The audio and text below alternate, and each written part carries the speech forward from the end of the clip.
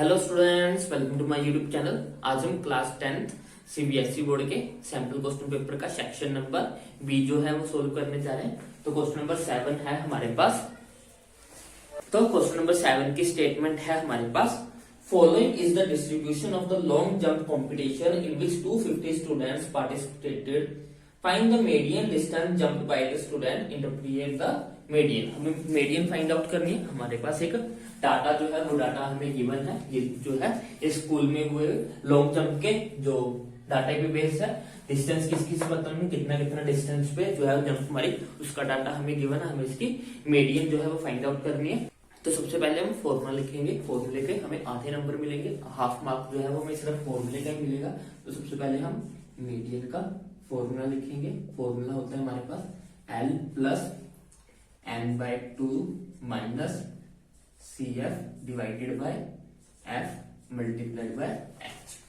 अब हम यहाँ पे इसका टेबल बनाते हैं। टेबल में हमारे पास सबसे पहले डिस्टेंस आ जाएगा, डिस्टेंस,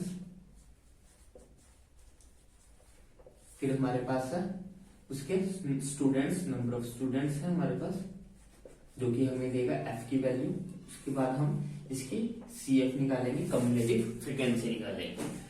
तो डिस्टेंस सबसे पहले है 0 1, फिर है 1 से 2, फिर 2 से 3, फिर 3 से 4, फिर 4 से 5।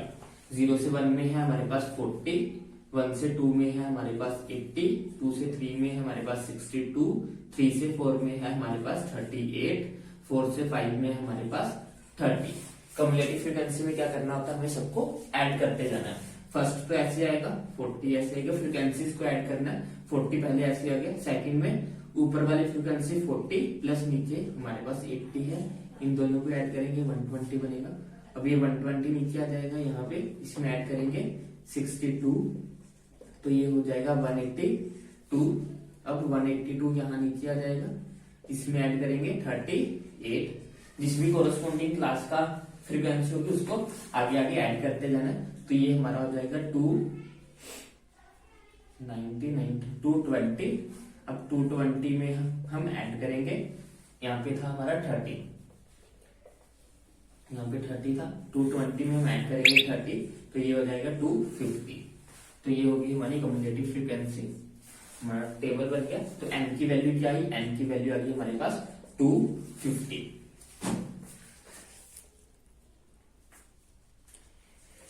अब हमें निकालना, हम कोरस्पॉन्डिंग वैल्यूज निकाल लेते हैं। सबसे पहले हम n की वैल्यू निकालते हैं, n/2 की। n की वैल्यू हमारे पास आ गई 250। तो n/2 की वैल्यू क्या आ जाएगी, n/2 की वैल्यू हो जाएगी हमारे पास 250 डिवाइडेड बाय 2, विच मीन्स की 125। ये होगी हमारी n/2 की वैल्यू। अब n/2 की वैल्यू 125 आई है, मतलब 125 किस क्लास में आ रहा है, इस क्लास में आ रहा है। तो हमारी ये वाली जो क्लास होगी ये बन जाएगी हमारी मीडियन क्लास। तो 2 से 3 is the median class, median class. तो ये हमारी मीडियन क्लास बन गई। तो अब मीडियन क्लास की लोअर लिमिट क्या है, लोअर लिमिट है उसकी 2, तो L की वैल्यू क्या आ जाएगी, L की वैल्यू होगी 2। हाइट क्या आ जाएगी मीडियन क्लास की, 3 माइनस 2 करेंगे तो हाइट आ गई इसकी 1। और हमें क्या चाहिए, हमें CF चाहिए। CF क्या होता है, मीडियन क्लास की जो स्टार्टिंग वाली फ्रीक्वेंसी होगी 120, वो हमारी CF बन जाएगी। F चाहिए, और F क्या होगा, इस क्लास के कोरस्पॉन्डिंग जो फ्रीक्वेंसी थी वो हमारी 62 है। तो ये सारी वैल्यूज होगी हमारे पास। अब इन वैल्यूज को हम यहाँ पे पुट करते हैं फॉर्मूले में। फॉर्मूला क्या है हमारे पास, median is equal to L। L की वैल्यू कितनी है, L की वैल्यू हमारी 2 है, प्लस n/2 की वैल्यू कितनी है, n/2 की वैल्यू 125 है, माइनस करेंगे इसमें से CF। CF की वैल्यू कितनी है 120, डिवाइड करेंगे इसको 62 के साथ, मल्टीप्लाई करेंगे 1 के साथ। तो ये हो जाएगा हमारा 2 प्लस 125 में से 120 माइनस करेंगे 5 डिवाइडेड बाय 62। तो जब हम 5 को 62 से डिवाइड करेंगे तो हमारे पास आएगा,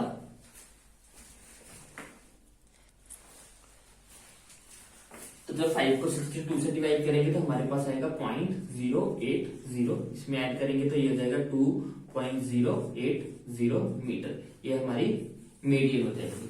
आगे इसको इंटरप्रिएट करना, इसका मतलब है कि 50% बच्चे ऐसे होंगे जिन्होंने 2.080 से लंबी जंप मारी, और कुछ बच्चे 50% बच्चे ऐसे होंगे जिन्होंने इससे कम जो है वो जंप मारा। 50% ने इससे ज्यादा मारा होगा, 50% ने इससे कम मारा होगा। तो ये था हमारा क्वेश्चन नंबर 7। क्वेश्चन नंबर 8 जो हमारा कंस्ट्रक्शन पे क्वेश्चन है वो क्वेश्चन हम कर चुके हैं, उसका लिंक आपको ऊपर आई बटन में शो हो रहा होगा, तो वहां जाके आप उस वीडियो को देख सकते हैं। अब हम करेंगे क्वेश्चन नंबर 9। तो नेक्स्ट क्वेश्चन नंबर 9 है हमारे पास, the distribution given below shows the run scored by batsman in one day cricket matches, find the mean number of the runs. हमारे पास एक डाटा दिया जिसमें जो है बैट्समैन के द्वारा बनाए हुए नंबरों का रिकॉर्ड है, हमें मेन फाइंड आउट करनी है। इसमें से मेन का हमारे पास फॉर्मूला क्या होता है, मेन का हमारा जो फॉर्मूला होता है, मेन का फॉर्मूला है हमारे पास a plus summation of F I D I divided by summation of F i. ये फॉर्मूला होता है हमारा मेन का। तो सबसे पहले हम इसका टेबल बनाएंगे। तो पहले आ जाएंगे हमारे रन्स, उसके बाद आ गए हमारे नंबर ऑफ बैट्समैन, जो कि हमारा क्या होगा, जो कि हमारी फ्रीक्वेंसी होगी, एफ होगा, एफ आई की वैल्यू। उसके बाद हमने निकालना क्या है, उसके बाद हमें एक्स आई निकालना है। एक्स आई कैसे निकालते हैं, एक्स आई होती है हमारी क्लास डिवाइडेड बाय 2, जो भी हमारी क्लास होगी उसको 2 से डिवाइड करेंगे। उसके बाद हमें डी आई निकालना है। डी आई क्या होता है, एक्स आई माइनस ए, और उसके बाद हमें क्या निकालना है, उसके बाद हमें निकालना है एफ आई डी ए। ये वैल्यूज हमें फाइंड आउट करनी है, एफ आई डी ए। तो पहले टेबल कंप्लीट करेंगे। सबसे पहले जो रन्स की क्लास है वो लिख लेते हैं, 0 से 40, 40 से 80, 80 से 120, 120 से 160, 160 से 200। तो ये होगी हमारी क्लास। नंबर ऑफ बैट्समैन सबसे पहले है हमारे पास 12, फिर 20, 35, 30 एंड 23। अब एक्स आई कैसे निकलेगा, क्लास को डिवाइड करना है 2 के साथ। क्लास में इन दोनों हायर लिमिट और lower limit, higher limit plus lower limit, इसको अगर ऐसे लिखे हम, higher limit plus lower limit divided by 2। Higher limit क्या है, 0, 0 प्लस 40, 40 को 2 से डिवाइड करेंगे, यहाँ पे 20, 40 प्लस 80, 40 प्लस 80 120, 120 को 2 से डिवाइड करेंगे तो हमारे पास क्या आ जाएगा 60, 80 प्लस 120 200, 200 को हम 2 से डिवाइड करेंगे तो 100 आ जाएगा। इसको ये हो जाएगा हमारे पास 2 से डिवाइड करेंगे तो हमारे पास आ जाएगा 140। अब ये हो गया हमारे पास 360, 360 को हम 2 से डिवाइड करेंगे तो हमारे पास आ जाएगा 180। ये हो गया हमारा एक्स आई। अब हमें डी आई निकालना है। डी आई कैसे निकलता है, एक्स आई माइनस ए करना है, मीन्स इसमें से ए माइनस करना। अब ए क्या होता है, ए होता है इसकी मिडल टर्म, इसके ऊपर 2 छोड़ दो, 2 नीचे छोड़ दो, बचेगी हमारे पास 100। तो हमारा जो 100 होगा वो इक्वल टू होगा ए के। अगर वो इक्वल नहीं है, अगर यहाँ 4 की जगह पे 5 टर्म होती तो हम थर्ड और फोर्थ दोनों में से कोई एक टर्म ले सकते थे, वो हमारी मर्जी थी। लेकिन अगर बिल्कुल इक्वल है, ऊपर भी सेम नीचे भी सेम, तो बीच वाली जो नंबर बचेगा वही हमारे पास इवन टर्म्स में हमें मिडल टर्म्स लेनी होती है, तो हमारे पास ए की वैल्यू 100 हो जाएगी। अब माइनस करेंगे, एक्स माइनस 20 में से 20 माइनस 100 करेंगे तो हमारे पास आएगा माइनस का 80। उसके बाद 60 माइनस 100 करेंगे तो हमारे पास आएगा माइनस का 40। 100 माइनस 100 करेंगे तो हमारे पास आएगा 0। 140 माइनस 100 करेंगे तो आएगा 40। 180 माइनस 100 करेंगे तो आएगा हमारे पास 80। ये आ गया हमारे पास डी आई। अब हमें क्या निकालना है, अब हमें F I D I, means की एफ आई वाली टर्म्स को और डी आई टर्म्स को मल्टीप्लाई करना है। तो 12 को मल्टीप्लाई करना है माइनस 80 के साथ, 12 इंटू माइनस का 80, इनको मल्टीप्लाई करेंगे, ये हो जाएगा हमारा 12 96, ये हो जाएगा हमारा माइनस का 960।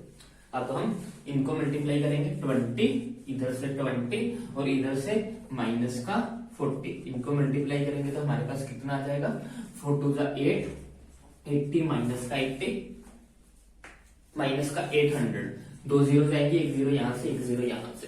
अब 35 को 0 से मल्टीप्लाई करेंगे, 35 को 0 से मल्टीप्लाई करेंगे, आंसर 0 ही आ जाएगा। 30 को 40 से मल्टीप्लाई करेंगे, 30 को 40 से मल्टीप्लाई, 3 का 12, साथ में 2 0, 1200 आ गया। अब हम 23 को 80 के साथ मल्टीप्लाई करेंगे, 23 इंटू 80, ये हो जाएगा हमारे पास 23 को 80 के साथ मल्टीप्लाई करो, 23 को 80 के साथ मल्टीप्लाई, 8 3 जा 24, 2 कैरी करेंगे, 8 2 जा 16, 184, ये हो गया हमारे पास 1840। अब हमें क्या करना है, इसको सोल्व करना है। अब हमें फॉर्मूले में क्या चाहिए, फॉर्मूले चाहिए summation of F I D I, means in सभी को ऐड करेंगे, हम ऐड करेंगे तो जब इनको प्लस करेंगे तो हमारे पास आ जाएगा 1280, ये हो जाएगा हमारे पास summation of F I D i. अब इधर से एफ आई का समीशन करते हैं, समीशन ऑफ एफ आई, इन सभी को ऐड करते हैं, ये हो जाएगा हमारे पास 5 2 7, 7 प्लस 3 10, 1 कैरी हो जाएगा, 1 2 2 2 4 4 3 7 7 3 10, 10 प्लस 2 120, तो ये हो गया हमारे पास 120। अब बस हमें वैल्यूज पुट करनी है इसके अंदर। अब इस फॉर्मूले के अंदर ये सारी वैल्यूज पुट करेंगे, तो हम अब क्या करें, इसको इरेज कर देते हैं, इसकी जरूरत नहीं है, स्टेटमेंट है ये। तो फॉर्मूला क्या है, फॉर्मूला है हमारे पास x bar is equal to a plus summation of F I D I divided by F आई।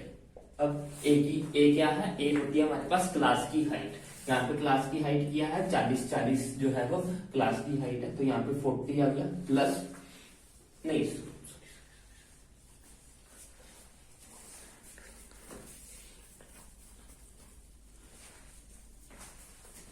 तो यहाँ पे ये हमारा फॉर्मूला होगा, इसमें अब a की वैल्यू पुट करेंगे। a क्या था हमारे पास, a था हमारे पास 100, a plus summation of F I D, वो कितना आया, वो आया हमारे पास 1280।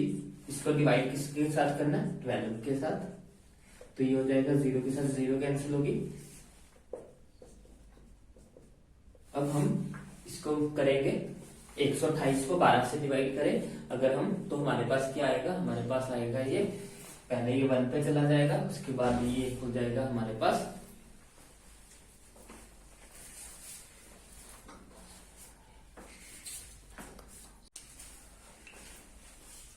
तो 128 को 12 से डिवाइड करने पे हमारे पास आएगा 10.66, इंटू ऐड करेंगे तो हमारे पास आ जाएगा 110.66, ये हमारी हो जाएगी मीन, मीन्स की इतने रन्स की जो है वो मीन सभी को मिलेगी। तो इजी क्वेश्चन था, बस हमें पहले टेबल बनाना था, फिर मीन का फॉर्मूला लगाना था, उसमें वैल्यूज पुट करनी थी। थोड़ा लेंथी होते हैं स्टैटिस्टिक्स के क्वेश्चन, लेकिन होते इजी क्वेश्चन। बढ़ते क्वेश्चन नंबर 10 की तरफ। नेक्स्ट क्वेश्चन नंबर 10 की स्टेटमेंट है हमारे पास, 2 vertical poles of different heights are standing 20 meters away from each other on the ground. The angle of elevation of the top of the first pole from the foot of the second pole is 60 degree, and the angle of elevation of the top of the second pole from the foot of the first pole is 30 degree. Find the difference between the heights of the पोल। हमारे पास क्या बोला, हमारे पास दो कोई poles हैं जिनकी height different है, वो दोनों पोल एक दूसरे से 20 मीटर्स की दूरी पे हैं, और हमें दोनों का जो एंगल ऑफ एलिवेशन है वो गिवन है। तो डायग्राम बनाते हैं पहले हम, ये हमारा ग्राउंड हो गया, ये हमारे पास दो पोल्स हो गए जिनकी हाइट डिफरेंट है, इनके बीच का जो डिस्टेंस है, सपोज ये ए पॉइंट है, ये बी पॉइंट है, इनके बीच का जो डिफरेंस है वो हमें 20 मीटर दिया होगा। ये सपोज ये हमारा सी हो गया, ये हमारा डी हो गया। बोला हुआ है कि जो एंगल्स दिए हैं, एक का एंगल जो है वो हमें 60 डिग्री दिया, और एक का जो एंगल है वो हमें 30 डिग्री दिया। अब इसके फुट से यहां तक का जो एंगल होगा ये हमारा हो जाएगा 30 डिग्री, ये हमें 30 डिग्री गिवन। इसके फुट से इसके तक जो दिया हमें वो हमें दिया 60 डिग्री, ये हमें दिया 60 डिग्री, दोनों के एंगल ऑफ एलिवेशन दिए। अब यहाँ पे कंफ्यूजन आपको ये हो सकती है कि 30 इधर नहीं लिखा, 60 इधर लिखा। उसका रीजन ये है कि डी में नीचे की तरफ जो एंगल्स होते हैं वो छोटे होते हैं, ऊपर की तरफ जैसे जैसे डिस्टेंस बढ़ता जाता है एंगल्स बड़े होते चले जाते हैं। तो ये नीचे है, मीन्स की इसकी हाइट कम होगी तो ये नीचे होगा, एंगल ऐसे होगा। तो इसलिए इसका एंगल छोटा है, और इसकी हाइट ज्यादा है तो इसके लिए ये डी ज्यादा ऊपर जाएगी, ऐसे जाएगी, जिसके कारण इसका डिस्टेंस जो इसका जो एंगल है वो ज्यादा बड़ा है, इसलिए इसका एंगल 60 लिया, उसका एंगल 30 लिया। तो हमें फाइंड आउट क्या करना है, हमें फाइंड आउट करना है इनके हाइट का डिफरेंस, मीन्स कि हमें पूरी हाइट नहीं निकालनी है, हमें बस ये वाली चीज निकालनी है, इतनी सी जो डिस्टेंस है वो हमें फाइंड आउट करना है। सपोज ये पॉइंट ई है, तो हमें ई डी फाइंड आउट करना है। हमें क्या फाइंड करना है, हमें पता करना है ई डी, ये कितनी है हमें ये बतानी है।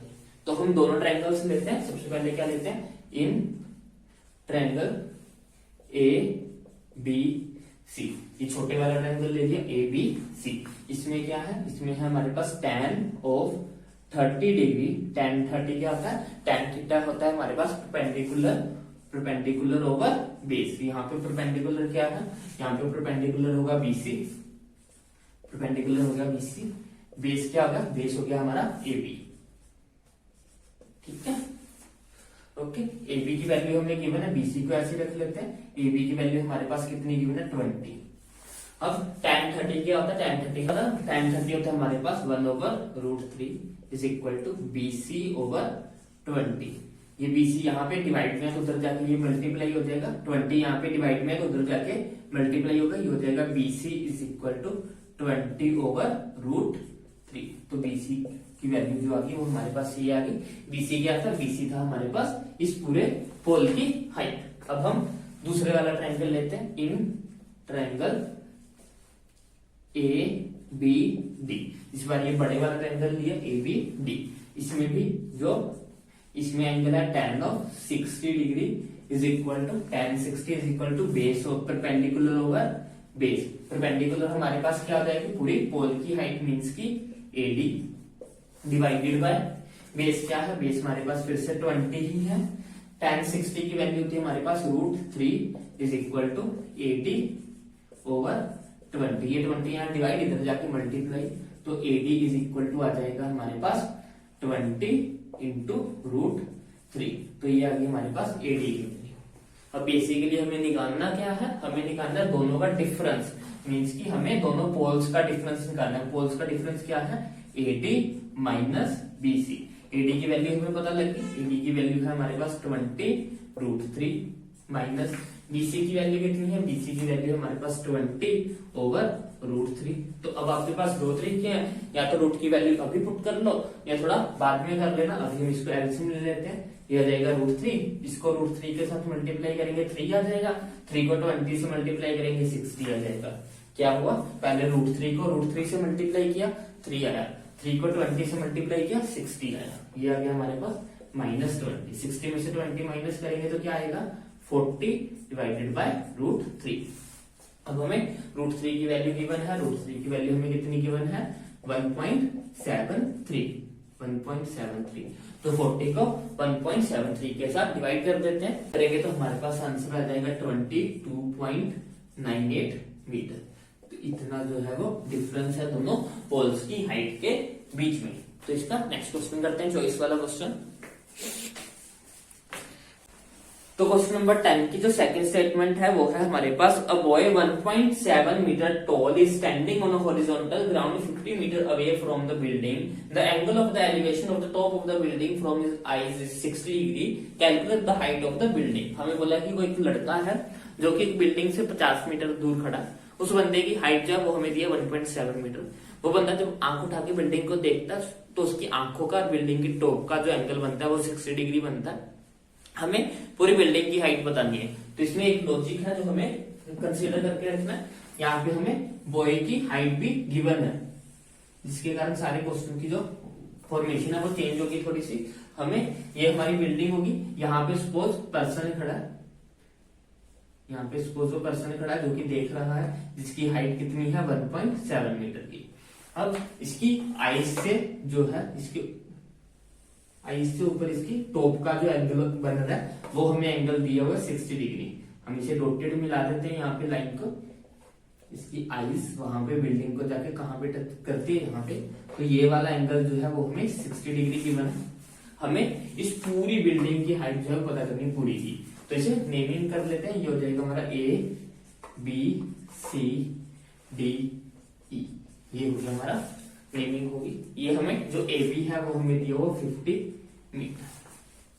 तो यहाँ पे जो पॉइंट है जो हमें कंसीडर करके रखना वो ये है कि जब हम इस पे फॉर्मूला लगा के सोल्व करेंगे तो हमारे पास EC हाइट आएगी, सिर्फ ये वाली हाइट आएगी, और हमें पूरी की चाहिए, तो इसलिए हम इसमें ये ऐड करेंगे, और ये कितनी होगी जितनी ये होगी, जो दोनों बराबर होंगी। तो हमें बस यही ध्यान में रखना है। तो शुरू करते हैं। इन ट्रायंगल, ये वाले लेंगे जिसका एंगल हमें गिवन है DCE, tan of 60 degree is equal to perpendicular over base. Perpendicular क्या है, इसका परपेंडिकुलर है हमारे पास EC, और बेस कितना है, बेस है DC which is equal to होगा 50 के, तो ये हो गया 50। tan 60 की वैल्यू कितनी होती है, √3 is equal to EC divided by 50। 50 यहाँ डिवाइड, उधर जाके मल्टीप्लाई हो जाएगा, ये हो जाएगा EC is equal to 50 into √3, तो ये आ गया EC। अब हमें क्या निकालना है, हमें तो पूरी हाइट निकालनी बिल्डिंग की, मीन्स की हमें BE निकालना है, BE, और BE क्या है, वो है हमारे पास BC प्लस EC। इन दोनों को अगर हम जोड़ देंगे तभी तो हमारे पास बनेगी नहीं पूरी बिल्डिंग की हाइट। तो BC हमारे पास कितनी है, BC जो इसके बराबर होगी, ये है हमारे पास 1.7। EC हमने निकाल लिया 50 इंटू √3, ये हो गया हमारे पास 1.7 प्लस 50 इंटू √3 की वैल्यू पुट करते हैं 1.73। इसको अगर हम सोल्व करेंगे तो हमारे पास आ जाएगा,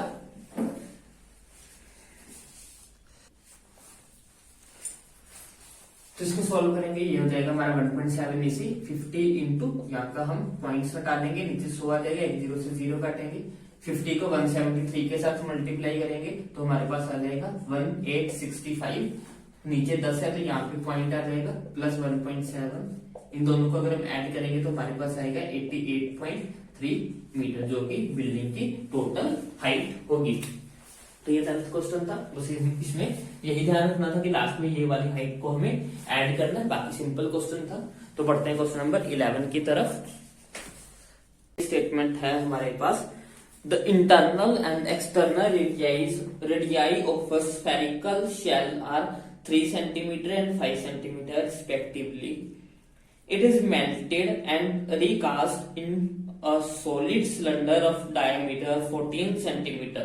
Find the height of the cylinder. Also find the total surface area of the cylinder. हमें बोला कि हमारे पास एक स्फेरिकल शेल है जिसका इंटरनल और एक्सटर्नल रेडियाई जो है वो हमें दिया हुआ है 3 सेंटीमीटर एंड 5 सेंटीमीटर। अंदर का जो डायमीटर है वो 3 सेंटीमीटर है और बाहर का जो डायमीटर है वो हमारे पास है 5 centimetre. It is melted and recast, इसको मेल्ट कर दिया गया और उसको पिघला के एक सिलेंडर बना दिया गया जिसका डायमीटर 14 सेंटीमीटर का। हमें हाइट पता करनी है सिलेंडर की, बाद में total surface area of the cylinder लगाना है। तो पहले तो सिचुएशन को समझते हैं कि यहाँ पे हो क्या रहा है। हमारे पास एक स्फीयर है, सपोज ऐसा एक स्फीयर है हमारे पास, लेकिन ये पूरा अंदर से ठोस नहीं है, इसके अंदर एक और छोटा स्फीयर है।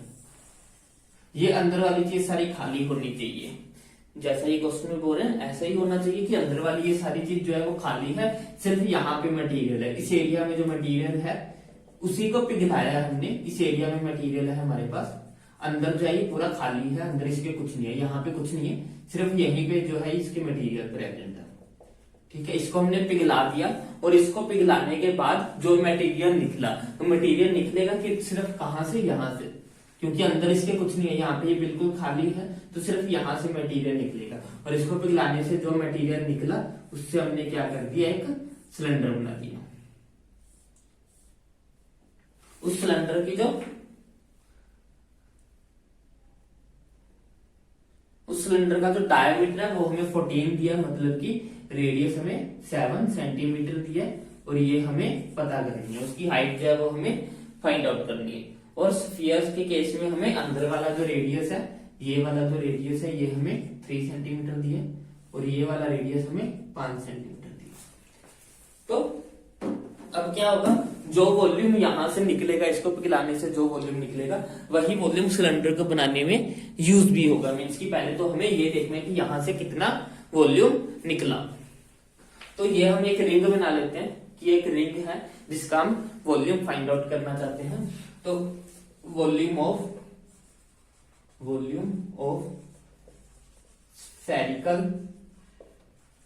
रिंग है, उसका वॉल्यूम निकालना चाहते हैं, वो हमारे पास क्या हो जाएगा, वॉल्यूम ऑफ आउटर स्फीयर, जितना अंदर वाले स्फीयर में वॉल्यूम है, वॉल्यूम होता है 4/3 पाई आर क्यूब। इसमें से बाहर वाला है तो इसको बड़ा आर लिखते हैं, और इसमें से माइनस करेंगे जो अंदर वाला मटेरियल है, क्योंकि अंदर वाली जगह में कुछ भी नहीं है, बड़े वाले में तो ये सारा आ जाएगा।